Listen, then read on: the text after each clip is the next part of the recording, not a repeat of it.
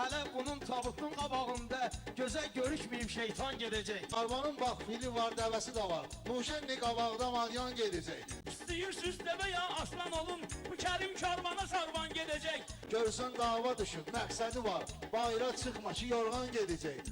Zahidin bir parmağın kessən əgər, qalacaq 9'u nöqsan gedəcək. Nə qədər gülümsəsə maya bacı, qapsına hər gecə salman gedəcək. Kərim sən də mənim ilə söz demə, 30 illik sonra atsan gedəcək. Batıra bilməz bu şöhrət şanımı, çünki çurban gəlib, çurban gedəcək. Kərim Pərviz ilə meyxanə deyir, olacaq xanəsi viran gedəcək. Çünki bu oğlan gəlib maştağaya, alan Uşenli bu oğlan gedəcək. Alan Uşenli bu oğlan gedəcək. Mənim deysə əgər xətrimə bu, qoycıqam çiyninə şalban gedəcək. Mən qarışmadım, özün başlamısan, həşirəycəm belə divan gedəcək. Həşirəycəm belə divan gedəcək. Ay acı uşağı sən xar eləmə, gedəndə xəlbəti pünhan gedəcək. Necə ki belə vətən övladları var, əldən Azərbaycan gedəcək, əldən Azərbaycan gedəcək.